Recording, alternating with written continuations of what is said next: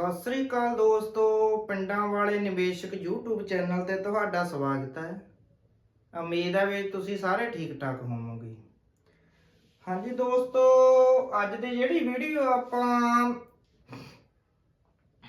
ਇਸ ਵਿੱਚ ਤੁਹਾਡੇ ਨਾਲ ਇੱਕ ਸਟਾਕ ਦਾ ਵਿਸ਼ਲੇਸ਼ਣ ਕਿਵੇਂ ਕਰਿਆ ਜਾਂਦਾ ਤੇ ਸਟਾਕ ਦਾ ਆਪਾਂ ਵਿਸ਼ਲੇਸ਼ਣ ਕਿੰਨਾ ਤਰੀਕਿਆਂ ਨਾਲ ਕਰ ਸਕਦੇ ਆ, ਉਹਦੇ ਬਾਰੇ ਆਪਾਂ ਤੁਹਾਨੂੰ ਅੱਜ ਜਾਣਕਾਰੀ ਦੇਵਾਂਗੇ। ਸਟਾਕ ਦਾ ਵਿਸ਼ਲੇਸ਼ਣ ਮਤਲਬ ਕਿ ਜਦੋਂ ਵੀ ਆਪਾਂ ਕਿਸੇ ਵੀ ਕੰਪਨੀ ਦੇ ਵਿੱਚ ਕਿਸੇ ਵੀ ਸ਼ੇਅਰ ਦੇ ਵਿੱਚ ਜਦੋਂ ਆਪਣਾ ਪੈਸਾ ਇਨਵੈਸਟ ਕਰਨਾਗਾ ਤਾਂ ਆਪਾਂ ਨੂੰ ਉਹ ਕੰਪਨੀ ਦੇ ਵਿੱਚ ਕੀ ਚੀਜ਼ਾਂ ਨੇ ਜਿਨ੍ਹਾਂ ਨੂੰ ਚੈੱਕ ਕਰਨਾਗਾ ਜਾਂ ਜਿਨ੍ਹਾਂ ਨੂੰ ਧਿਆਨ ਦੇ ਵਿੱਚ ਰੱਖਣਾ ਆਪਣਾ ਪੈਸਾ ਲਗਾਉਣ ਤੋਂ ਪਹਿਲਾਂ, ਤਾਂ ਜੋ ਆਪਾਂ ਨੂੰ ਆਪਣਾ ਪੈਸਾ ਜਿਹੜਾ ਆਪਾਂ ਉਹਦੇ ਵਿੱਚ ਇਨਵੈਸਟ ਕਰ ਰਹੇ ਹਾਂ ਉਹ ਤੋਂ ਆਪਾਂ ਪ੍ਰੋਫਿਟ ਕਮਾ ਸਕੀਏ ਤੇ ਉਹ ਆਪਣਾ ਪੈਸਾ ਆਉਣ ਵਾਲੇ ਟਾਈਮ ਦੇ ਵਿੱਚ ਹੋਰ ਵੱਧ ਕੇ ਆਪਾਂ ਨੂੰ ਵਾਪਸ ਮਿਲੇ। ਤਾਂ ਇਹ ਬਹੁਤ ਮਤਲਬ ਕਿ ਜ਼ਰੂਰੀ ਹੁੰਦਾਗਾ। ਇੱਕ ਸਟਾਕ ਦੀ ਪਹਿਚਾਣ ਕਰਨੀ ਸਭ ਤੋਂ ਮੁਸ਼ਕਲ ਆ, ਕਿਉਂਕਿ ਕਈ ਵਾਰ ਬੰਦੇ ਸਟਾਕ ਮਾਰਕੀਟ ਦੇ ਵਿੱਚ ਪੈਸਾ ਤਾਂ ਲਗਾ ਦਿੰਦੇ ਆ ਪਰ ਉਹਨਾਂ ਨੂੰ ਇਹ ਨਹੀਂ ਪਤਾ ਲੱਗਦਾ ਵੀ ਇਹ ਸਟਾਕ ਸਾਡੇ ਮੁਤਾਬਕ ਸਹੀ ਆ ਜਾਂ ਸਾਨੂੰ ਆਉਣ ਵਾਲੇ ਟਾਈਮ ਦੇ ਵਿੱਚ ਕਿਤੇ ਸਾਡਾ ਪੈਸਾ ਇਸ ਸਟਾਕ ਦੇ ਵਿੱਚ ਫਸਦਾ ਨਹੀਂ ਜਾਊਗਾ ਜਾਂ ਇਹ ਸਟਾਕ ਸਾਡਾ ਪੈਸਾ ਡੁੱਬਦਾ ਨਹੀਂ ਜਾਊਗਾ। ਤਾਂ ਇਹਨਾਂ ਚੀਜ਼ਾਂ ਨੂੰ ਮਤਲਬ ਕਿ ਇਹਨਾਂ ਜਿਹੜੇ ਆਪਣੇ ਰਿਸਕ ਨੇ ਉਹਨਾਂ ਨੂੰ ਘਟਾਉਣ ਦੇ ਵਾਸਤੇ ਤੇ ਆਪਾਂ ਇੱਕ ਸਹੀ ਸਟਾਕ ਦਾ ਮਤਲਬ ਕਿ ਪਹਿਚਾਣ ਕਰੀਏ, ਉਸ ਦੇ ਵਾਸਤੇ ਸਟਾਕ ਦਾ ਵਿਸ਼ਲੇਸ਼ਣ ਕਰਨਾ ਬਹੁਤ ਜ਼ਰੂਰੀ ਆ। ਹਾਂਜੀ ਦੋਸਤੋ, ਆਪਾਂ ਹੁਣ ਕਰਦੇ ਆਂ ਵੀਡੀਓ ਸਟਾਰਟ। ਹਾਂਜੀ, ਪਹਿਲਾਂ ਦੋਸਤੋ ਵੀ ਸਟਾਕ ਦਾ ਵਿਸ਼ਲੇਸ਼ਣ ਕੀ ਆ, ਜਿਵੇਂ ਕਿ ਤੁਹਾਨੂੰ ਮੈਂ ਪਹਿਲਾਂ ਵੀ ਦੱਸ ਚੁੱਕਿਆ ਵੀ ਇੱਕ ਸਟਾਕ ਦੀ ਪਹਿਚਾਣ ਕਰਨ ਵਾਸਤੇ ਜਿਹਦੇ ਵਿੱਚ ਆਪਾਂ ਆਪਣੀ ਇਨਵੈਸਟਮੈਂਟ ਆਪਣੀ ਜਮ੍ਹਾਂ ਪੂੰਜੀ ਲਗਾ ਰਹੇ ਆ ਵੀ ਉਹ ਸਟਾਕ ਆਉਣ ਵਾਲੇ ਟਾਈਮ ਦੇ ਵਿੱਚ ਆਪਾਂ ਨੇ ਲਈ ਕਿਵੇਂ ਸਹੀ ਰਹੂਗਾ ਜਾਂ ਗਲਤ ਰਹੂਗਾ, ਤਾਂ ਉਸ ਦੀ ਪਹਿਚਾਣ ਕਰਨ ਵਾਸਤੇ ਜਿਹੜੇ ਆਪਾਂ ਚੀਜ਼ਾਂ ਉਹਦੇ ਵਿੱਚ ਚੈੱਕ ਕਰਦੇ ਆ ਜਾਂ ਜਿਹੜੀਆਂ ਚੀਜ਼ਾਂ ਦਾ ਵਿਸ਼ਲੇਸ਼ਣ ਕਰਦੇ ਆ ਉਹਨਾਂ ਨੂੰ ਆਪਾਂ ਸਟਾਕ ਵਿਸ਼ਲੇਸ਼ਣ ਜਾਂ ਫਿਰ ਸਟਾਕ ਐਨਾਲਿਸਿਸ।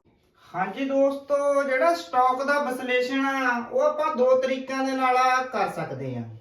ਜਿਹੜਾ ਪਹਿਲਾ ਤਰੀਕਾ ਹੈਗਾ ਉਹ ਟੌਪ ਟੂ ਡਾਊਨ ਐਨਾਲਿਸਿਸ ਤੇ ਜਿਹੜਾ ਦੂਸਰਾ ਹੈਗਾ ਡਾਊਨ ਟੂ ਟੌਪ ਐਨਾਲਿਸਿਸ। ਜਿਹੜਾ ਟੌਪ ਟੂ ਡਾਊਨ ਐਨਾਲਿਸਿਸ ਹੈ ਇਹਦੇ ਵਿੱਚ ਮਤਲਬ ਕਿ ਪਹਿਲਾਂ ਆਪਾਂ ਜਿਹੜੀ ਆਪਾਂ ਸੈਕਟਰ ਆ ਜਾਂ ਇੰਡਸਟਰੀ ਆ ਉਹਦਾ ਵਿਸ਼ਲੇਸ਼ਣ ਕਰਾਂਗੇ, ਉਸ ਤੋਂ ਬਾਅਦ ਫਿਰ ਆਪਾਂ ਸਟਾਕ ਦਾ ਵਿਸ਼ਲੇਸ਼ਣ ਕਰਾਂਗੇ। ਤਾਂ ਇਸ ਨੂੰ ਆਪਾਂ ਟੌਪ ਟੂ ਡਾਊਨ ਕਹਿੰਦੇ ਆ। ਤੇ ਜਿਹੜਾ ਡਾਊਨ ਟੂ ਟੌਪ ਆ ਉਹਦੇ ਵਿੱਚ ਕੀ ਕਰਦੇ ਆ, ਉਹਦੇ ਵਿੱਚ ਆਪਾਂ ਪਹਿਲਾਂ ਸਟਾਕ ਦਾ ਵਿਸ਼ਲੇਸ਼ਣ ਕਰਦੇ ਆ, ਫਿਰ ਅੱਗੇ ਜਾ ਕੇ ਉਹ ਜਿਹੜੀ ਇੰਡਸਟਰੀ ਦਾ ਸਟਾਕ ਆ ਜਾਂ ਜਿਹੜੇ ਸੈਕਟਰ ਦਾ ਸਟਾਕ ਆ ਉਹਦਾ ਵਿਸ਼ਲੇਸ਼ਣ ਕਰਦੇ ਆ। ਤੇ ਇਹ ਦੋ ਤਰੀਕੇ ਨੇ ਆਪਣੇ ਸਟਾਕ ਦਾ ਵਿਸ਼ਲੇਸ਼ਣ ਕਰਨ ਵਾਸਤੇ।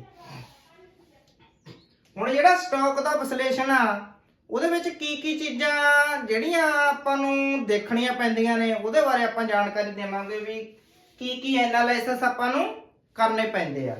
ਤਾਂ ਸਭ ਤੋਂ ਪਹਿਲਾਂ ਜਿਹੜਾ ਮਤਲਬ ਕਿ ਇੰਡਸਟਰੀ ਜਾਂ ਸਟਾਕ, ਸਭ ਤੋਂ ਪਹਿਲਾਂ ਆਪਾਂ ਨੂੰ ਚੋਣ ਕਰਨੀ ਪੈਂਦੀ ਆ ਦੋਸਤੋ ਵੀ ਆਪਾਂ ਕਿਹੜੀ ਇੰਡਸਟਰੀ ਦੇ ਵਿੱਚ ਪੈਸਾ ਜਾਂ ਕਿਹੜੇ ਸੈਕਟਰ ਦੇ ਵਿੱਚ ਆਪਾਂ ਆਪਣਾ ਪੈਸਾ ਇਨਵੈਸਟ ਕਰਨਾ ਚਾਹੁੰਦੇ ਆ।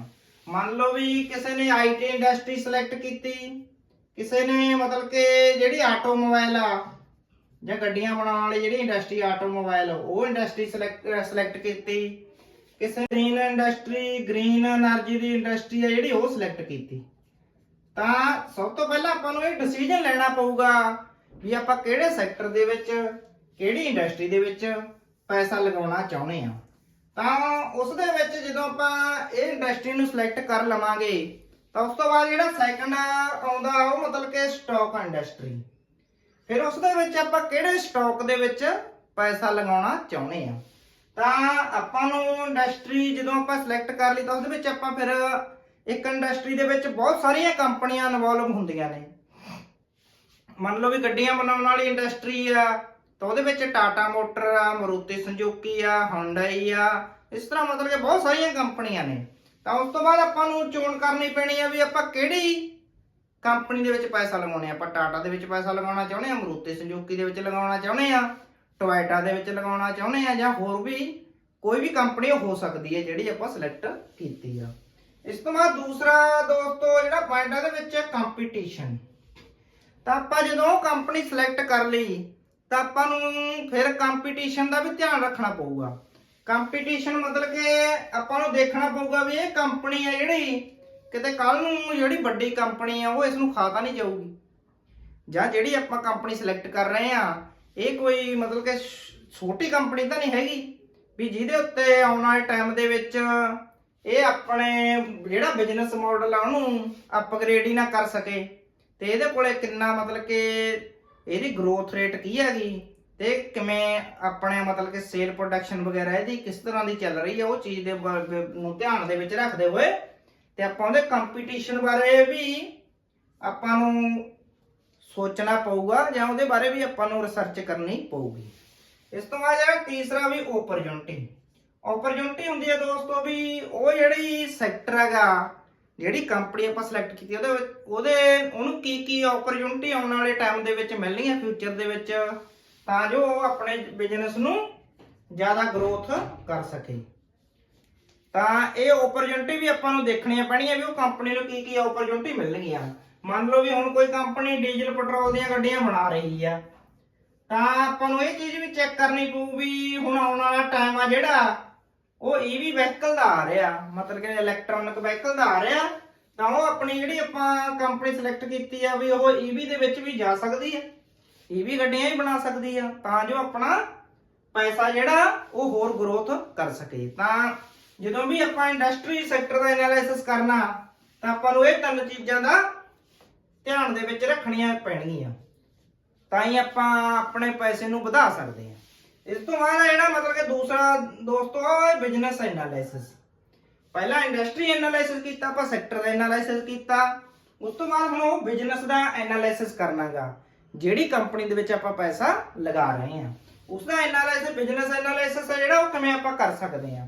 ਇਸ ਦੇ ਵਿੱਚ ਵੀ ਆਪਾਂ ਨੂੰ ਤਿੰਨ ਚਾਰ ਚੀਜ਼ਾਂ ਨੇ ਜਿਹੜੀਆਂ ਉਹ ਮਤਲਬ ਕਿ ਦੇਖਣੀਆਂ ਪੈਂਦੀਆਂ ਨੇ। ਤਾਂ ਉਸ ਵਿੱਚ ਪਹਿਲੀ ਚੀਜ਼ ਹੈ ਜਿਹੜੀ ਕੰਪਨੀ ਪ੍ਰੋਫਿਟ, ਮਤਲਬ ਕਿ ਜਿਹੜੀ ਕੰਪਨੀ ਦੇ ਵਿੱਚ ਆਪਾਂ ਪੈਸਾ ਲਗਾ ਰਹੇ ਆ ਉਹ ਕੰਪਨੀ ਪ੍ਰੋਫਿਟ ਕਮਾ ਰਹੀ ਹੈ, ਕਿਤੇ ਇਸ ਤਰ੍ਹਾਂ ਨਾ ਹੋਵੇ ਵੀ ਉਹ ਕੰਪਨੀ ਕਈ ਸਾਲਾਂ ਤੋਂ ਘਾਟੇ ਦੇ ਵਿੱਚ ਹੀ ਚੱਲ ਰਹੀ ਹੈ, ਉਹਨੂੰ ਕੋਈ ਪ੍ਰੋਫਿਟ ਨਹੀਂ ਹੋ ਰਿਹਾ ਤੇ ਉਹ ਮਤਲਬ ਕਿ ਲਾਸ ਦੇ ਵਿੱਚ ਹੀ ਕੰਮ ਕਰ ਰਹੀ ਆ, ਤਾਂ ਇਹੀ ਕੰਪਨੀ ਦੇ ਵਿੱਚ ਆਪਾਂ ਨੂੰ ਪੈਸਾ ਲਗਾਉਣ ਦਾ ਕੋਈ ਫਾਇਦਾ ਨਹੀਂ ਹੈ। ਇਸ ਤੋਂ ਬਾਅਦ ਦੂਸਰਾ ਜਿਹੜਾ ਕੰਪੀਟੀਟਿਵ ਐਡਵਾਂਟੇਜ। ਕੰਪੀਟੀਟਿਵ ਐਡਵਾਂਟੇਜ ਮਤਲਬ ਕਿ ਵਹੀ ਕੰਪੀਟੀਸ਼ਨ, ਵੀ ਕੋਈ ਇਸ ਤਰ੍ਹਾਂ ਦੀ ਹੋਰ ਕੰਪਨੀ ਤਾਂ ਨਹੀਂ ਇਹਦੇ ਕੰਪੀਟੀਸ਼ਨ ਦੇ ਵਿੱਚ ਜਿਹੜੀ ਇਹਨੂੰ ਆਉਣ ਵਾਲੇ ਟਾਈਮ ਦੇ ਵਿੱਚ ਦੱਬ ਲੇ ਜਾਂ ਇਹਨੂੰ ਅਧਿਗ੍ਰਹਿਣ ਕਰ ਲੇ, ਮਤਲਬ ਕਿ ਆਪਸ ਦੇ ਵਿੱਚ ਮਰਜ ਕਰ ਲੇ ਜਾਂ ਇਸ ਨੂੰ ਖਰੀਦ ਲਵੇ। ਤਾਂ ਅਜਿਹੀ ਕੋਈ ਕੰਪਨੀ ਦਾ ਆਪਾਂ ਜਿਹੜਾ ਕੰਪੀਟੀਸ਼ਨ ਆ ਉਹ ਵੀ ਚੈੱਕ ਕਰਾਂਗੇ, ਤਾਂ ਜੋ ਆਪਣਾ ਜਿਹੜਾ ਲਗਾਇਆ ਹੋਇਆ ਪੈਸਾ ਜਾਂ ਜਿਹੜੀ ਕੰਪਨੀ ਦੇ ਵਿੱਚ ਆਪਾਂ ਪੈਸਾ ਲਗਾ ਰਹੇ ਹਾਂ ਉਹ ਆਉਣ ਵਾਲੇ ਟਾਈਮ ਦੇ ਵਿੱਚ ਕਿਤੇ ਮਤਲਬ ਕਿ ਉਦੋਂ ਇਹੋ ਜਿਹੀ ਸਟੇਜ ਦੇ ਉੱਤੇ ਤਾਂ ਡਿਕਲਾਈਨ ਸਟੇਜ ਦੇ ਉੱਤੇ ਤਾਂ ਨਹੀਂ ਚੱਲ ਰਹੀ ਵੀ ਜਿਸ ਤੋਂ ਉਹਦਾ ਮਤਲਬ ਕਿ ਡੁੱਬਣ ਦਾ ਜ਼ਿਆਦਾ ਖਤਰਾ ਹੋ ਜਾਵੇ। ਇਸ ਤੋਂ ਬਾਅਦ ਦੋਸਤੋ ਇੱਕ SWOT, SWOT, ਤਾਂ ਇਹ ਚੀਜ਼ ਦਾ ਆਪਾਂ ਨੂੰ ਬਹੁਤ ਧਿਆਨ ਰੱਖਣਾ, ਮਤਲਬ ਕਿ ਇਹ ਚੀਜ਼ ਵੀ ਬਹੁਤ ਚੈੱਕ ਕਰਨ ਯੋਗ ਆ। SWOT ਦਾ ਜਿਹੜਾ ਫੁੱਲ ਫਾਰਮ ਆ ਉਹ strength, weakness, opportunity and threat. ਜਿਹੜੀ ਸਟਰੈਂਥ ਆ ਮਤਲਬ ਕਿ ਕੰਪਨੀ ਦੀ ਸਟਰੈਂਥ ਆਪਾਂ ਨੂੰ ਚੈੱਕ ਕਰਨੀ ਪਊਗੀ ਵੀ ਇਹ ਕੰਪਨੀ ਕਿਸ ਤਰ੍ਹਾਂ ਗਰੋਥ ਦੇ ਵਿੱਚ ਜਾ ਰਹੀ ਆ ਤੇ ਕੀ ਇਹਦੀ ਸਟਰੈਂਥ ਆ, ਕਿਤੇ ਜ਼ਿਆਦਾ ਮਤਲਬ ਕਿ ਇਹੋ ਜਿਹੇ ਇਹਦੇ ਕੋਈ ਵਿੱਚ ਕੋਈ ਇਹੋ ਜਿਹੇ ਪੁਆਇੰਟ ਤਾਂ ਨਹੀਂ ਗਏ ਜਿਹੜੇ ਇਹਨੂੰ ਮਤਲਬ ਕਿ ਲੈ ਡੁੱਬਣ ਇਹ ਕੰਪਨੀ ਨੂੰ, ਤਾਂ ਇਹ ਚੀਜ਼ ਵੀ ਚੈੱਕ ਕਰਨੀ ਜ਼ਰੂਰੀ ਆ। ਉਸ ਤੋਂ ਬਾਅਦ ਵੀਕਨੈਸ। ਵੀਕਨੈਸ ਮਤਲਬ ਕਿ ਕੰਪਨੀ ਦੀਆਂ ਕੀ ਵੀਕਨੈਸ ਨੇ, ਉਹ ਕੰਪਨੀ ਦੇ ਵਿੱਚ ਜੇਕਰ ਜ਼ਿਆਦਾ ਵੀਕਨੈਸ ਨੇ, ਕੰਪਨੀ ਦੇ ਵਿੱਚ ਜ਼ਿਆਦਾ ਖਾਮੀਆਂ ਨੇ, ਤਾਂ ਉਹ ਕੰਪਨੀ ਵੀ ਆਪਣੇ ਲਈ ਖਤਰਾ ਸਾਬਤ ਹੋ ਸਕਦੀ ਹੈ, ਤਾਂ ਇਹ ਚੀਜ਼ ਵੀ ਚੈੱਕ ਕਰਨੀ। ਫਿਰ ਓਪਰਚੁਨਿਟੀ। ਓਪਰਚੁਨਿਟੀ ਦੋਸਤੋ ਵੀ ਆਉਣ ਵਾਲੇ ਟਾਈਮ ਦੇ ਵਿੱਚ ਕੰਪਨੀ ਨੂੰ ਕੀ ਓਪਰਚੁਨਿਟੀ ਮਿਲਣਗੀਆਂ ਤੇ ਉਹਨਾਂ ਨੂੰ ਕਿਵੇਂ ਇਹ ਮਤਲਬ ਕਿ ਗ੍ਰਹਿਣ ਕਰੂਗੀ, ਕਿਵੇਂ ਉਹ ਓਪਰਚੁਨਿਟੀ ਦਾ ਫਾਇਦਾ ਉਠਾਊਗੀ, ਤਾਂ ਇਹ ਚੀਜ਼ ਨੂੰ ਵੀ ਆਪਾਂ ਨੂੰ ਧਿਆਨ ਦੇ ਵਿੱਚ ਰੱਖਣਾ ਚਾਹੀਦਾ। ਇਸ ਤੋਂ ਬਾਅਦ ਮਤਲਬ ਕਿ ਥ੍ਰੇਟ ਆ ਮਤਲਬ ਕਿ ਖਤਰੇ, ਵੀ ਆਉਣ ਵਾਲੇ ਟਾਈਮ ਦੇ ਵਿੱਚ ਕੀ ਖਤਰੇ ਇਹ ਕੰਪਨੀ ਦੇ ਉੱਤੇ ਆ ਸਕਦੇ ਆ ਜਿਹੜੇ ਕਿ ਆਪਣੀ ਇਨਵੈਸਟਮੈਂਟ ਨੂੰ ਨੁਕਸਾਨ ਪਹੁੰਚਾ ਸਕਦੇ, ਤੇ ਇਹ ਚੀਜ਼ ਨੂੰ ਵੀ ਚੈੱਕ ਕਰਨਾ ਜ਼ਰੂਰੀ ਆ। ਇਸ ਤੋਂ ਬਾਅਦ ਦੋਸਤੋ ਜਦੋਂ ਆਪਾਂ ਇੰਡਸਟਰੀ ਐਨਾਲਿਸਿਸ ਕਰ ਲਿਆ, ਸੈਕਟਰ ਐਨਾਲਿਸਿਸ ਕਰ ਲਿਆ, ਫਿਰ ਆਪਾਂ ਬਿਜ਼ਨਸ ਐਨਾਲਿਸਿਸ ਕੀਤਾ, ਤਾਂ ਬਿਜ਼ਨਸ ਐਨਾਲਿਸਿਸ ਦੇ ਵਿੱਚ ਤੁਹਾਨੂੰ ਦੱਸਿਆ ਮੈਂ ਇਹ ਚੀਜ਼ਾਂ ਚੈੱਕ ਕਰਨ ਦੀ ਜ਼ਰੂਰਤ ਆ। ਇਸ ਤੋਂ ਬਾਅਦ ਮਤਲਬ ਕਿ ਮੈਨੇਜਮੈਂਟ ਐਨਾਲਿਸਿਸ। ਮੈਨੇਜਮੈਂਟ ਐਨਾਲਿਸਿਸ ਵੀ ਬਹੁਤ ਜ਼ਰੂਰੀ ਹੈ ਇੱਕ ਸਟਾਕ ਦਾ, ਮੈਨੇਜਮੈਂਟ ਜਿਵੇਂ ਕਿ ਦੋਸਤੋ ਤੁਹਾਨੂੰ ਪਤਾ ਹੀ ਆ ਵੀ ਕੋਈ ਵੀ ਕੰਪਨੀ ਆ, ਕੋਈ ਵੀ ਸਟਾਕ ਆ, ਤਾਂ ਜੇਕਰ ਉਸ ਦੀ ਮੈਨੇਜਮੈਂਟ ਜਿਹੜੇ ਉਹਨੂੰ ਚਲਾਉਣ ਵਾਲਾ ਬੋਰਡ ਆ, ਚਲਾਉਣ ਵਾਲੀ ਉਹਨੂੰ ਜਿਹੜੀ EMPLOYEES ਨੇ ਸਾਰੇ, ਜਿਹੜੀ ਉਹਦੀ ਮੈਨੇਜਮੈਂਟ ਆ, ਜੇਕਰ ਉਹ ਸਟਰੋਂਗ ਹੋਊਗੀ ਤਾਂ ਉਹ ਕੰਪਨੀ ਆਉਣ ਵਾਲੇ ਟਾਈਮ ਦੇ ਵਿੱਚ ਗਰੋਥ ਕਰੂਗੀ। ਪਰ ਜੇਕਰ ਮੈਨੇਜਮੈਂਟ ਹੀ ਮਤਲਬ ਕਿ ਆਪਣਾ ਕੰਮ ਸਹੀ ਤਰੀਕੇ ਨਾਲ ਨਹੀਂ ਕਰ ਰਹੀ, ਜਾਂ ਉਹਦੇ ਵਿੱਚ ਅਜਿਹੇ ਬੰਦੇ ਲਾਏ ਹੋਏ ਆ ਜਿਨ੍ਹਾਂ ਦਾ ਕੋਈ ਐਕਸਪੀਰੀਅੰਸ ਹੀ ਨਹੀਂ ਹੈਗਾ, ਤਾਂ ਉਹ ਆਪਣੀ ਕੰਪਨੀ ਨੂੰ ਆਉਣ ਵਾਲੇ ਟਾਈਮ ਦੇ ਵਿੱਚ ਲਾਸ ਦੇ ਵਿੱਚ ਲਿਜਾ ਸਕਦੇ ਆ, ਨਹੀਂ ਤਾਂ ਫਿਰ ਡੁਬੋ ਸਕਦੇ ਆ। ਤਾਂ ਇਸ ਵਿੱਚ ਕੀ ਕੀ ਚੈੱਕ ਕਰਨਾ? ਪਹਿਲਾਂ ਤਾਂ ਐਕਸਪੀਰੀਅੰਸ ਬੋਰਡ, ਮਤਲਬ ਕਿ ਉਸਦੇ CEO ਆ, ਜਾਂ ਜਿਹੜਾ ਬੋਰਡ ਆਫ ਅਫਸਰ ਆ, ਜਿੰਨੇ ਵੀ ਉਹਦੇ ਵਿੱਚ ਬੋਰਡ ਦੇ ਵਿੱਚ ਉਹਦੇ ਡਾਇਰੈਕਟਰ ਨੇ, ਮੈਨੇਜਿੰਗ ਡਾਇਰੈਕਟਰ ਨੇ, ਤਾਂ ਉਹਨਾਂ ਦਾ ਕੀ ਐਕਸਪੀਰੀਅੰਸ ਆ, ਉਹਨਾਂ ਨੇ ਕਿਹੜੀਆਂ ਕੰਪਨੀਆਂ ਦੇ ਵਿੱਚ ਪਹਿਲਾਂ ਆਪਣੀਆਂ ਮਤਲਬ ਕਿ ਸੇਵਾਵਾਂ ਦਿੱਤੀਆਂ ਹੋਈਆਂ ਨੇ, ਤੇ ਉਹਨਾਂ ਦੀ ਹਿਸਟਰੀ ਕਿਸ ਤਰ੍ਹਾਂ ਦੀ ਰਹੀ ਆ। ਕਿਤੇ ਉਹਨਾਂ ਨੇ ਅਜਿਹੀਆਂ ਕੰਪਨੀਆਂ ਦੇ ਵਿੱਚ ਕੰਮ ਤਾਂ ਨਹੀਂ ਕੀਤਾ ਜਿਹੜੀਆਂ ਕੰਪਨੀਆਂ ਲਾਸ ਦੇ ਵਿੱਚ ਚੱਲਦੀਆਂ ਗਈਆਂ ਤੇ ਉਹਨਾਂ ਨੂੰ ਵੀ ਡੁਬੋ ਦਿੱਤਾ ਉਹਨਾਂ ਨੇ। ਤਾਂ ਇਹ ਚੀਜ਼ ਚੈੱਕ ਕਰਨੀ ਬਹੁਤ ਜ਼ਰੂਰੀ ਆ ਵੀ ਉਹਦਾ ਜਿਹੜਾ ਬੋਰਡ ਆ ਉਹ ਐਕਸਪੀਰੀਅੰਸ ਹੋਣਾ ਚਾਹੀਦਾ, ਤੇ ਉਹਨਾਂ ਨੂੰ ਇੱਕ ਤਜਰਬਾ ਹੋਣਾ ਚਾਹੀਦਾ ਹੈਗਾ ਵੀ ਕਿਸ ਤਰ੍ਹਾਂ ਕੰਪਨੀ ਨੂੰ ਉਹ ਗਰੋਥ ਦੇ ਵੱਲ ਲਿਜਾ ਸਕਦੇ ਆ। ਇਸ ਤੋਂ ਬਾਅਦ ਜਿਹੜਾ ਦੂਸਰਾ ਮਤਲਬ ਕਿ ਮੈਨੇਜਮੈਂਟ ਫਰਾਡ, ਤਾਂ ਆਪਾਂ ਇਹ ਵੀ ਚੈੱਕ ਕਰ ਸਕਦੇ ਆ ਵੀ ਉਹ ਕੰਪਨੀ ਦੀ ਜਿਹੜੀ ਮੈਨੇਜਮੈਂਟ ਆ ਉਹ ਕਦੇ ਫਰਾਡ ਕੇਸਾਂ ਦੇ ਵਿੱਚ ਤਾਂ ਨਹੀਂ ਇਨਵੋਲਵ, ਜਾਂ ਉਹ ਕੰਪਨੀ ਦੇ ਵਿੱਚ ਕੋਈ ਫਰਾਡ ਤਾਂ ਨਹੀਂ ਚੱਲ ਰਿਹਾ, ਫਰਾਡ ਦਾ ਕੇਸ ਤਾਂ ਨਹੀਂ ਚੱਲ ਰਿਹਾ, ਉਹ ਕੰਪਨੀ ਦੇ ਵਿੱਚ ਕੋਈ ਉਹਨਾਂ ਨੇ ਘਪਲਾਬਾਜ਼ੀ ਤਾਂ ਨਹੀਂ ਕੀਤੀ ਹੋਈ। ਤਾਂ ਇਹ ਚੀਜ਼ ਨੂੰ ਵੀ ਆਪਾਂ ਨੂੰ ਚੈੱਕ ਕਰਨਾ ਜ਼ਰੂਰੀ ਆ। ਇਸ ਤੋਂ ਬਾਅਦ ਜਿਹੜਾ ਮਤਲਬ ਕਿ ਚੌਥਾ ਪੁਆਇੰਟ ਆ ਦੋਸਤੋ, ਉਹ ਆ ਗਿਆ ਫੰਡਾਮੈਂਟਲ ਐਨਾਲਿਸਿਸ। ਹੁਣ ਜਿਹੜਾ ਫੰਡਾਮੈਂਟਲ ਐਨਾਲਿਸਿਸ ਆ ਇਹ ਬਹੁਤ ਜ਼ਰੂਰੀ ਆ, ਕਿਉਂਕਿ ਇਸ ਤੋਂ ਕੰਪਨੀ ਦਾ ਆਪਾਂ ਇੱਕ ਚੀਜ਼ ਚੈੱਕ ਕਰ ਸਕਦੇ ਆ ਫੰਡਾਮੈਂਟਲ ਐਨਾਲਿਸਿਸ ਕਰਕੇ। ਤਾਂ ਫੰਡਾਮੈਂਟਲ ਐਨਾਲਿਸਿਸ ਦੇ ਉੱਤੇ ਜਿਹੜੀ ਡਿਟੇਲਡ ਵੀਡੀਓ ਆ ਉਹ ਆਪਾਂ ਇਸ ਤੋਂ ਬਾਅਦ ਵਾਲੀ ਵੀਡੀਓ ਦੇ ਵਿੱਚ ਗੱਲ ਕਰਾਂਗੇ ਵੀ ਫੰਡਾਮੈਂਟਲ ਐਨਾਲਿਸਿਸ ਦੇ ਵਿੱਚ ਕੀ ਆਪਾਂ ਚੀਜ਼ਾਂ ਚੈੱਕ ਕਰ ਸਕਦੇ ਆ। ਬਸ ਇਸ ਦੇ ਵਿੱਚ ਆਪਾਂ ਤੁਹਾਨੂੰ ਬੇਸਿਕ ਜੀਆਂ ਚੀਜ਼ਾਂ ਬਾਰੇ ਉਹਨਾਂ ਦੀ ਨੌਲੇਜ ਦੇਵਾਂਗੇ, ਫੰਡਾਮੈਂਟਲ ਐਨਾਲਿਸਿਸ ਕੀ ਹੁੰਦਾ। ਤਾਂ ਫੰਡਾਮੈਂਟਲ ਐਨਾਲਿਸਿਸ ਦੇ ਵਿੱਚ ਦੋਸਤੋ ਇਹ ਆਪਾਂ ਕਰ ਕਿਵੇਂ ਸਕਦੇ ਆ, ਤੇ ਆਪਾਂ ਨੂੰ ਕਿੱਥੋਂ ਫੰਡਾਮੈਂਟਲ ਐਨਾਲਿਸਿਸ ਦਾ ਪਤਾ ਚੱਲੂਗਾ। ਤਾਂ ਕੋਈ ਵੀ ਕੰਪਨੀ ਆ ਤਾਂ ਇੱਕ ਤਾਂ ਉਹ ਆਪਣੀ ਕੁਆਟਰਲੀ ਰਿਪੋਰਟ ਦਿੰਦੀ ਹੈ, ਇੱਕ ਐਨੂਅਲ ਰਿਪੋਰਟ ਦਿੰਦੀ ਆ। ਤਾਂ ਜਿਹੜੀ ਉਹਦੀ ਕੁਆਟਰਲੀ ਰਿਪੋਰਟ ਆ ਜਾਂ ਐਨੂਅਲ ਰਿਪੋਰਟ ਆ, ਉਹਦੇ ਵਿੱਚੋਂ ਜਿਹੜਾ ਡਾਟਾ ਹੈਗਾ ਉਹ ਡਾਟੇ ਨੂੰ ਆਪਾਂ ਪੜ੍ਹ ਕੇ, ਉਹ ਡਾਟੇ ਨੂੰ ਸਮਝ ਕੇ ਉਹ ਕੰਪਨੀ ਦਾ ਫੰਡਾਮੈਂਟਲ ਐਨਾਲਿਸਿਸ ਕਰ ਸਕਦੇ ਆ। ਹਾਂਜੀ ਦੋਸਤੋ, ਜਿਹੜਾ ਕੁਆਟਰਲੀ ਰਿਪੋਰਟ ਆ ਉਹ ਰੀਸੈਂਟ ਡਾਟਾ ਹੁੰਦਾ ਗਾ, ਮਤਲਬ ਕਿ 3-4 ਮਹੀਨਿਆਂ ਦਾ ਜਿਹੜਾ ਲਾਸਟ ਦਾ ਡਾਟਾ ਹੈਗਾ ਉਹਨੂੰ ਆਪਾਂ ਕੁਆਟਰਲੀ ਰਿਪੋਰਟ ਕਹਿੰਦੇ ਆ। ਤੇ ਉਹ ਰੀਸੈਂਟ ਡਾਟਾ ਹੈਗਾ ਜਿਹੜਾ ਉਹ ਤੋਂ ਆਪਾਂ ਕੰਪਨੀ ਦਾ ਜਿਹੜਾ ਹੁਣ ਕੰਪਨੀ ਦੇ ਵਿੱਚ ਕੁਝ ਚੱਲ ਰਿਹਾ, ਕੰਪਨੀ ਕੀ ਗਰੋਥ ਕਰ ਰਹੀ ਹੈ, ਕੀ ਪ੍ਰੋਫਿਟ ਕਮਾ ਰਹੀ ਹੈ, ਕੀ ਕੰਪਨੀ ਦੇ ਸੇਲ ਜੋ ਹੋ ਰਹੀਆਂ ਨੇ, ਕੀ ਕੰਪਨੀ ਦੇ ਕਰਜ਼ੇ ਨੇ, ਸਾਰਿਆਂ ਦੀਆਂ ਚੀਜ਼ਾਂ ਦਾ ਆਪਾਂ ਨੂੰ ਪਤਾ ਚੱਲ ਜਾਂਦਾ ਹੈ। ਇਸ ਤੋਂ ਬਾਅਦ ਆ ਜਿਹੜੀ ਐਨੂਅਲ ਰਿਪੋਰਟ ਹੈ, ਮਤਲਬ ਕਿ 1 ਸਾਲ ਦੀ ਰਿਪੋਰਟ ਆ ਗਈ ਜਿਹੜੀ ਕੰਪਨੀ ਆਪਣੀ ਦਿੰਦੀ ਆ, ਤੇ ਮਤਲਬ ਕਿ ਸੈਬੀ ਦੀ ਗਾਈਡਲਾਈਨ ਦੇ ਮੁਤਾਬਕ ਕੰਪਨੀ ਨੂੰ ਆਪਣੀ ਐਨੂਅਲ ਰਿਪੋਰਟ ਜਨਤਕ ਕਰਨੀ ਪੈਂਦੀ ਆ। ਤਾਂ ਕਿਸੇ ਵੀ ਕੰਪਨੀ ਦੀ ਆਪਾਂ ਰਿਪੋਰਟ ਹੈ ਮਤਲਬ ਕਿ 300-400 ਪੰਨਿਆਂ ਦੀ ਇਹ ਰਿਪੋਰਟ ਹੁੰਦੀ ਆ। ਤਾਂ ਆਪਾਂ ਉਹ ਸਾਰੀ ਤਾਂ ਨਹੀਂ ਪੜ੍ਹ ਸਕਦੇ, ਪਰ ਉਹਦੇ ਵਿੱਚੋਂ ਕੁਝ ਪੁਆਇੰਟ ਨੇ ਜਿਨ੍ਹਾਂ ਨੂੰ ਦੇਖ ਕੇ ਆਪਾਂ ਕੰਪਨੀ ਬਾਰੇ ਅੰਦਾਜ਼ਾ ਲਗਾ ਸਕਦੇ ਹਾਂ, ਕੰਪਨੀ ਦਾ ਐਨਾਲਿਸਿਸ ਕਰ ਸਕਦੇ ਹਾਂ। ਤਾਂ ਉਸ ਦੇ ਵਿੱਚ ਕੀ ਹੁੰਦਾ, ਕੰਪਨੀ ਦੀ ਬੈਲੈਂਸ ਸ਼ੀਟ ਹੁੰਦੀ ਆ। ਕੰਪਨੀ ਦੀ ਬੈਲੈਂਸ ਸ਼ੀਟ ਦੇ ਵਿੱਚ ਸਭ ਕੁਝ ਹੁੰਦਾਗਾ ਵੀ ਕਿੰਨੀਆਂ ਉਹਦੇ ਕੋਲ ਐਸੈਟ ਨੇ, ਕਿੰਨੀਆਂ ਲਾਇਬਿਲਿਟੀਜ਼ ਨੇ, ਕੀ ਉਹਨੇ ਕਰਜ਼ ਦੇਣਾਗਾ, ਕੀ ਉਹਦੇ ਪ੍ਰੋਫਿਟ ਨੇ, ਕਿੰਨਾ ਉਹਦੇ ਕੋਲ ਕੈਸ਼ ਫਲੋ ਆ। ਤਾਂ ਇਹ ਸਾਰੀਆਂ ਚੀਜ਼ਾਂ ਬੈਲੈਂਸ ਸ਼ੀਟ ਦੇ ਵਿੱਚ, ਕੁਆਰਟਰੀ ਰਿਜ਼ਲਟ ਹੋ ਗਏ, ਸ਼ੇਅਰ ਹੋਲਡਰ ਪੈਟਰਨ ਹੋ ਗਿਆ ਵੀ ਉਹ ਕੰਪਨੀ ਦੇ ਸ਼ੇਅਰ ਹੋਲਡਰਾਂ ਦੇ ਉੱਤੇ ਕੋਲੇ ਕਿੰਨੇ % ਸ਼ੇਅਰ ਨੇ, ਇਹ ਚੀਜ਼ਾਂ ਹੋ ਗਈਆਂ। ਕੈਸ਼ ਫਲੋ ਹੋ ਗਿਆ, ਕੈਸ਼ ਫਲੋ ਸਟੇਟਮੈਂਟ ਹੋ ਗਈ। ਇਹ ਸਾਰੀਆਂ ਚੀਜ਼ਾਂ ਆਪਾਂ ਨੂੰ ਉਹ ਕੁਆਟਰਲੀ ਰਿਪੋਰਟ ਦੇ ਵਿੱਚ ਜਾਂ ਐਨੂਅਲ ਰਿਪੋਰਟ ਦੇ ਵਿੱਚ ਮਿਲ ਜਾਂਦੀਆਂ ਨੇ। ਤਾਂ ਇਹ ਚੀਜ਼ਾਂ ਨੂੰ ਆਪਾਂ ਚੈੱਕ ਕਰਕੇ ਕੰਪਨੀ ਦਾ ਫੰਡਾਮੈਂਟਲ ਐਨਾਲਿਸਿਸ ਕਰ ਸਕਦੇ ਹਾਂ। ਇਸ ਤੋਂ ਬਾਅਦ ਆਉਂਦੀ ਹੈ ਮਾਰਕੀਟ ਦੀ, ਇਹਦੇ ਵਿੱਚ ਮਾਰਕੀਟ ਕੈਪ ਹੁੰਦੀ ਹੈ, ਮਤਲਬ ਕਿ ਮਾਰਕੀਟ ਕੈਪ ਤੋਂ ਪਤਾ ਲੱਗਦਾ ਆਪਾਂ ਨੂੰ ਕੰਪਨੀ ਦਾ ਸਾਈਜ਼ ਕੀ ਆ, ਮਤਲਬ ਕਿ ਕੰਪਨੀ ਕਿੰਨੇ 100 ਕਰੋੜ ਦੀ ਆ, ਕਿੰਨੇ 1000 ਕਰੋੜ ਦੀ ਆ। ਜਿਵੇਂ ਤੁਹਾਨੂੰ ਦੋਸਤੋ ਪਤਾ ਹੈ ਵੀ ਕੰਪਨੀ ਜਿੰਨੀ ਵੱਡੀ ਹੋਊਗੀ ਉਹਦੇ ਵਿੱਚ ਆਪਣਾ ਪੈਸਾ ਲਾਉਣ ਦਾ ਰਿਸਕ ਘੱਟ ਹੋਊਗਾ, ਪਰ ਉਸਦੇ ਨਾਲ ਇੱਕ ਇਹ ਵੀ ਚੀਜ਼ ਆ ਵੀ ਆਪਾਂ ਨੂੰ ਜਿਹੜਾ ਰਿਟਰਨ ਆ ਉਹ ਵੀ ਘੱਟ ਹੀ ਮਿਲੂਗਾ। ਜਿਵੇਂ ਕੰਪਨੀ ਜਿਹੜੀਆਂ ਛੋਟੀਆਂ ਕੰਪਨੀਆਂ ਉਹਨਾਂ ਦੇ ਵਿੱਚ ਰਿਸਕ ਜ਼ਿਆਦਾ ਹੁੰਦਾਗਾ ਤੇ ਰਿਟਰਨ ਵੀ ਉਨੀ ਜ਼ਿਆਦਾ ਹੁੰਦੀ ਹੈ, ਕਿਉਂਕਿ ਉਹ ਕੰਪਨੀਆਂ ਹਜੇ ਸਟਾਰਟਿੰਗ ਸਟੇਜ ਦੇ ਵਿੱਚ ਆ ਤੇ ਹੌਲੀ ਗਰੋਥ ਦੀ ਤਰਫ ਵੱਧ ਰਹੀਆਂ ਨੇ। ਪਰ ਜਿਹੜੀ ਕੰਪਨੀ ਆਲਰੇਡੀ ਗਰੋਥ ਕਰ ਚੁੱਕੀ ਆ ਤਾਂ ਉਹ ਫਿਰ ਬਹੁਤ ਘੱਟ ਸਪੀਡ ਦੇ ਨਾਲ ਵੱਧਦੀ ਆ। ਤਾਂ ਇਹ ਵੀ ਮਤਲਬ ਕਿ ਮਾਰਕੀਟ ਕੈਪ ਆਪਾਂ ਕਰ ਸਕਦੇ ਆ, ROE return on equity, ROCE ਇਹ ਵੀ ਆਪਾਂ ਚੈੱਕ ਕਰ ਸਕਦੇ ਆ। ਫਿਰ ਉਹਦੀ ਡੈਪਟ ਇਕੁਇਟੀ ਰੇਸ਼ੋ, ਮਤਲਬ ਕਿ ਉਹਨੇ ਕਰਜ਼ ਕਿੰਨਾ ਲੈ ਰੱਖਿਆ, ਇਕੁਇਟੀ ਸ਼ੇਅਰ ਉਹਦੇ ਕਿੰਨੇ ਨੇ, ਉਹਨਾਂ ਦੀ ਕੀ ਰੇਸ਼ੋ ਆ, ਇਹ ਵੀ ਚੈੱਕ ਕਰ ਸਕਦੇ ਆ। ਇਹਦੀ ਡਿਟੇਲਰ ਵੀਡੀਓ ਆਪਾਂ ਅਲੱਗ ਤੋਂ ਬਣਾਵਾਂਗੇ, ਤੁਹਾਨੂੰ ਫੰਡਾਮੈਂਟਲ ਐਨਾਲਿਸਿਸ ਕਰਕੇ ਉਹ ਵੀਡੀਓ ਬਣਾਵਾਂਗੇ, ਉਸ ਦੇ ਵਿੱਚ ਜਾਣਕਾਰੀ ਦੇਵਾਂਗੇ।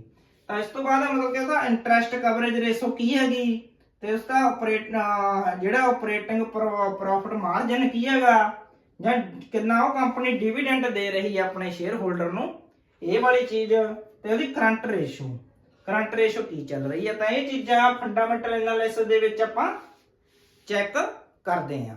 ਤਾਂ ਫੰਡਾਮੈਂਟਲ ਐਨਾਲਿਸਿਸ ਜਦੋਂ ਵੀ ਆਪਾਂ ਕਿਸੇ ਕੰਪਨੀ ਦਾ ਕਰਨਾਗਾ, ਤਾਂ ਇਹ ਚੀਜ਼ਾਂ ਕਿੰਨੀਆਂ ਹੋਣੀਆਂ ਚਾਹੀਦੀਆਂ ਨੇ, ਕਿਵੇਂ ਇਹਨਾਂ ਨੂੰ ਕੈਲਕੂਲੇਟ ਕੀਤਾ ਜਾਂਦਾ, ਔਰ ਕਿਹੜੀ ਕੰਪਨੀ ਦੀ ਜਦੋਂ ਇਹ ਵਾਲੀ ਰੇਸ਼ੋ ਇੰਨੀ ਹੈਗੀ, ਮਤਲਬ ਕਿ ਇਹ ਰੇਸ਼ੋ ਮੰਨ ਲਓ 5 ਹੈਗੀ ਤਾਂ ਉਹ 5 ਹੋਣੀ ਚਾਹੀਦੀ ਹੈ, 4 ਹੋਣੀ ਚਾਹੀਦੀ ਹੈ, 3 ਹੋਣੀ ਚਾਹੀਦੀ ਆ, ਤਾਂ ਕਿਹੜੀ ਕੰਪਨੀ ਵਧੀਆ ਹੁੰਦੀ ਹੈ, ਉਹਦੇ ਬਾਰੇ ਆਪਾਂ ਅਲੱਗ ਤੋਂ ਵੀਡੀਓ ਦੇ ਵਿੱਚ ਗੱਲ ਕਰਾਂਗੇ। ਇਸ ਤੋਂ ਬਾਅਦ ਦੋਸਤੋ ਮਤਲਬ ਕਿ ਵੈਲਿਊਏਸ਼ਨ ਐਨਾਲਿਸਿਸ ਦਾ ਮਤਲਬ ਹੁੰਦਾਗਾ ਵੀ ਜਿਹੜਾ ਵੀ ਆਪਾਂ ਸਟਾਕ ਖਰੀਦ ਰਹੇ ਹਾਂ, ਜਿਹੜਾ ਵੀ ਸ਼ੇਅਰ ਆਪਾਂ ਖਰੀਦ ਰਹੇ ਹਾਂ, ਕਿ ਉਹ ਐਕਚੁਅਲ ਵੈਲਿਊ ਦੇ ਵਿੱਚ ਆਪਾਂ ਖਰੀਦ ਰਹੇ ਹਾਂ, ਕਿਤੇ ਉਹ ਸ਼ੇਅਰ ਆਪਾਂ ਨੂੰ ਮਹਿੰਗਾ ਤਾਂ ਨਹੀਂ ਮਿਲ ਰਿਹਾ, ਜਾਂ ਉਹ ਸ਼ੇਅਰ ਦੀ ਐਕਚੁਅਲ ਦੇ ਵਿੱਚ ਮਾਰਕੀਟ ਦੇ ਵਿੱਚ ਕੀਮਤ ਬਹੁਤ ਘੱਟ ਆ ਤੇ ਆਪਾਂ ਬਹੁਤ ਜ਼ਿਆਦਾ ਰੇਟ ਤੇ ਖਰੀਦ ਰਹੇ ਹਾਂ। ਤਾਂ ਇਹ ਚੀਜ਼ ਨੂੰ ਚੈੱਕ ਕਰਨ ਦੇ ਲਈ ਆਪਾਂ ਨੂੰ ਵੈਲਿਊਏਸ਼ਨ ਐਨਾਲਿਸਿਸ ਕਰਨਾ ਬਹੁਤ ਜ਼ਰੂਰੀ ਆ। ਤੇ ਜਦੋਂ ਆਪਾਂ ਵੈਲਿਊਏਸ਼ਨ ਐਨਾਲਿਸਿਸ ਕਰਦੇ ਆ, ਤਾਂ ਉਸ ਵਿੱਚ ਆਪਾਂ ਨੂੰ ਕੀ ਚੀਜ਼ਾਂ ਚੈੱਕ ਕਰਨੀਆਂ ਚਾਹੀਦੀਆਂ ਨੇ, ਤਾਂ ਕਿਹੜੀਆਂ ਰੇਸ਼ੋ ਨੇ ਚੈੱਕ ਕਰਨੀਆਂ ਚਾਹੀਦੀਆਂ ਨੇ। ਤਾਂ ਉਸ ਤੋਂ ਵਿੱਚ ਸਭ ਤੋਂ ਪਹਿਲਾਂ ਜਿਹੜੀ PE ratio, price to earning ratio, ਮਤਲਬ ਕਿ ਉਹ ਕੰਪਨੀ ਦੀ ਕੀ ਅਰਨਿੰਗ ਆ, ਉਸ ਦੇ ਹਿਸਾਬ ਦੇ ਨਾਲ ਉਹਦੀ ਪ੍ਰਾਈਸ ਸਹੀ ਆ, ਕਿਤੇ ਘੱਟ ਤਾਂ ਨਹੀਂ ਜਾਂ ਜ਼ਿਆਦਾ ਤਾਂ ਨਹੀਂ, ਤਾਂ ਇਹ ਚੀਜ਼ ਚੈੱਕ ਕਰਨ ਦੀ ਜ਼ਰੂਰਤ ਆ। ਫਿਰ PB ਰੇਸ਼ੋ ਮਤਲਬ ਕਿ ਪ੍ਰਾਈਸ ਟੂ ਬੁੱਕ ਵੈਲਿਊ, ਜਿਹਨੂੰ ਆਪਾਂ ਬੁੱਕ ਵੈਲਿਊ ਵੀ ਕਹਿੰਦੇ ਨੇ ਜਾਂ ਬੁੱਕ ਰੇਸ਼ੋ ਵੀ ਕਹਿੰਦੇ ਆ, ਵੀ ਉਹ ਕੰਪਨੀ ਦੀ ਜਿਹੜੀ ਬੁੱਕ ਵੈਲਿਊ ਆ ਉਸ ਦੇ ਹਿਸਾਬ ਨਾਲ ਉਹਦੇ ਸ਼ੇਅਰ ਦੀ ਪ੍ਰਾਈਸ ਆ ਜਿਹੜੀ ਸਹੀ ਚੱਲ ਰਹੀ ਆ, ਕਿਤੇ ਆਪਾਂ ਨੂੰ ਸ਼ੇਅਰ ਮਹਿੰਗਾ ਤਾਂ ਨਹੀਂ ਮਿਲ ਰਿਹਾ ਜਾਂ ਜ਼ਿਆਦਾ ਸਸਤਾ ਤਾਂ ਨਹੀਂ ਮਿਲ ਰਿਹਾ, ਤਾਂ ਉਹ ਚੀਜ਼ ਨੂੰ ਆਪਾਂ ਨੂੰ ਚੈੱਕ ਕਰ ਸਕਦੇ ਹਾਂ। ਇਸ ਤੋਂ ਬਾਅਦ PEG ਰੇਸ਼ੋ, ਮਤਲਬ ਕਿ price earning to growth ratio. ਤਾਂ ਇਹ ਚੀਜ਼ਾਂ ਕਿਵੇਂ ਚੈੱਕ ਕਰਨੀਆਂ ਨੇ, ਕਿਵੇਂ ਕੱਢਣੀਆਂ ਨੇ, ਉਹ ਆਪਾਂ ਫੰਡਾਮੈਂਟਲ ਐਨਾਲਿਸਿਸ ਦੇ ਵਿੱਚ ਗੱਲ ਕਰਾਂਗੇ। ਇਸ ਤੋਂ ਬਾਅਦ ਜਿਹੜਾ ਲਾਸਟ ਪੁਆਇੰਟ ਦੋਸਤੋ ਆ ਟੈਕਨੀਕਲ ਐਨਾਲਿਸਿਸ। ਹੁਣ ਜਿਹੜਾ ਫੰਡਾਮੈਂਟਲ ਐਨਾਲਿਸਿਸ ਉਹ ਅਲੱਗ ਚੀਜ਼ ਹੈ, ਟੈਕਨੀਕਲ ਐਨਾਲਿਸਿਸ ਅਲੱਗ ਚੀਜ਼ ਹੈ। ਜਿਹੜੀ ਟੈਕਨੀਕਲ ਐਨਾਲਿਸਿਸ ਆ, ਇਹਦੇ ਵਿੱਚ ਆਪਾਂ ਕੰਪਨੀ ਦੇ ਚਾਰਟ ਨੂੰ ਪੜ੍ਹ ਕੇ ਉਹਨੂੰ ਐਨਾਲਿਸਿਸ ਕਰਕੇ ਉਹਦੇ ਆਉਣ ਵਾਲੇ ਟਾਈਮ ਦੇ ਵਿੱਚ ਉਹ ਕੀ ਗਰੋਥ ਕਰੂਗਾ, ਸ਼ੇਅਰ ਕਿੰਨਾ ਵਧੂਗਾ ਕਿੰਨਾ ਘਟੂਗਾ, ਉਹਦੇ ਬਾਰੇ ਅੰਦਾਜ਼ੇ ਲਗਾਉਣੇ ਆ। ਇਹ ਅਲੱਗ ਤੋਂ ਇੱਕ ਟੌਪਿਕ ਆ, ਇਹਦੇ ਬਾਰੇ ਆਪਾਂ ਬਾਅਦ ਦੇ ਵਿੱਚ ਵੀਡੀਓ ਬਣਾਵਾਂਗੇ, ਕਿਉਂਕਿ ਇਸ ਦੇ ਵਿੱਚ ਬਹੁਤ ਸਾਰੀਆਂ ਚੀਜ਼ਾਂ ਨੂੰ ਚੈੱਕ ਕੀਤਾ ਜਾਂਦਾ। ਟੈਕਨੀਕਲ ਐਨਾਲਿਸਿਸ ਦੇ ਵਿੱਚ ਆਪਾਂ ਚਾਰਟ ਨੂੰ ਦੇਖਦੇ ਆ, ਫਿਰ ਉਹਦੇ ਵਿੱਚ ਕੀ ਮਤਲਬ ਕਿ ਪੈਟਰਨ ਚੱਲਦੇ ਆ, ਜਾਂ ਕਿਵੇਂ ਉਹ ਚਾਰਟ ਗਰੋਥ ਕਰ ਰਿਹਾ, ਕਿਵੇਂ ਚਾਰਟ ਦੇ ਵਿੱਚ ਕਿੱਥੇ ਜਾ ਕੇ ਕਿਹੜੀ ਉਹ ਸ਼ੇਅਰ ਦੀ ਪ੍ਰਾਈਸ ਥੱਲੇ ਆ ਸਕਦੀ ਆ, ਕੀ ਸਪੋਰਟ ਆ, ਕੀ ਰੈਸਿਸਟੈਂਸ ਆ, ਤਾਂ ਉਹ ਚੀਜ਼ਾਂ ਇਹਦੇ ਵਿੱਚ ਆ ਜਾਂਦੀਆਂ ਨੇ, ਉਹਨੂੰ ਆਪਾਂ ਅਲੱਗ ਤੋਂ ਡਿਸਕਸ ਕਰਾਂਗੇ। ਤਾਂ ਇਸ ਵੀਡੀਓ ਦੇ ਵਿੱਚ ਆਪਾਂ ਤੁਹਾਨੂੰ ਇਹੀ ਸਮਝਾਇਆ ਵੀ ਇੱਕ ਆਪਾਂ ਜਦੋਂ ਕੋਈ ਸਟਾਕ ਦੀ ਚੋਣ ਕਰਨੀ ਆ, ਕਿਸੇ ਸ਼ੇਅਰ ਦੀ ਚੋਣ ਕਰਨੀ ਆ, ਤਾਂ ਆਪਾਂ ਨੂੰ ਕਿਹੜੀਆਂ ਚੀਜ਼ਾਂ ਦੇ ਵਿਸ਼ਲੇਸ਼ਣ ਕਰਨੇ ਚਾਹੀਦੇ ਆ ਜਾਂ ਆਪਾਂ ਕਰ ਸਕਦੇ ਆ। ਤਾਂ ਉਹ ਚੀਜ਼ਾਂ ਦੇ ਬਾਰੇ ਆਪਾਂ ਅੱਜ ਵਾਲੀ ਵੀਡੀਓ ਦੇ ਵਿੱਚ ਤੁਹਾਡੇ ਨਾਲ ਗੱਲ ਕੀਤੀ ਆ। ਸਾਰੇ ਦੋਸਤਾਂ ਦਾ ਧੰਨਵਾਦ ਜੋ ਆਪਣੀ ਵੀਡੀਓ ਦੇ ਵਿੱਚ ਲਾਸਟ ਤੱਕ ਬਣੇ ਰਹੇ, ਤੇ ਆਪਣੀ ਆਉਣ ਵਾਲੀਆਂ ਵੀਡੀਓ ਦੇ ਵਿੱਚ ਆਪਾਂ ਤੁਹਾਨੂੰ ਫੰਡਾਮੈਂਟਲ ਐਨਾਲਿਸਿਸ ਦੀ ਪੂਰੀ ਜਾਣਕਾਰੀ, ਟੈਕਨੀਕਲ ਐਨਾਲਿਸਿਸ ਦੀ ਪੂਰੀ ਜਾਣਕਾਰੀ ਦਿੰਦੇ ਰਹਾਂਗੇ। ਜੇਕਰ ਕਿਸੇ ਨੇ ਆਪਣਾ ਚੈਨਲ ਸਬਸਕ੍ਰਾਈਬ ਨਹੀਂ ਕੀਤਾ ਤਾਂ ਉਹ ਆਪਣਾ ਚੈਨਲ ਸਬਸਕ੍ਰਾਈਬ ਕਰ ਲਓ, ਤਾਂ ਜੋ ਤੁਹਾਨੂੰ ਟਾਈਮ ਟੂ ਟਾਈਮ ਆਪਣੀਆਂ ਵੀਡੀਓ ਜਿਹੜੀਆਂ ਆਪਾਂ ਅਪਲੋਡ ਕਰਦੇ ਹਾਂ ਉਹਨਾਂ ਦੀ ਨੋਟੀਫਿਕੇਸ਼ਨ ਮਿਲਦੀ ਰਹੇ। ਸਾਰੇ ਦੋਸਤਾਂ ਦਾ ਇੱਕ ਵਾਰ ਤੋਂ ਫਿਰ ਧੰਨਵਾਦ। ਤਾਂ ਦੋਸਤੋ ਆਪਾਂ ਮਿਲਦੇ ਹਾਂ ਅਗਲੀ ਵੀਡੀਓ ਦੇ ਵਿੱਚ। ਸਤਿ ਸ੍ਰੀ ਅਕਾਲ ਦੋਸਤੋ।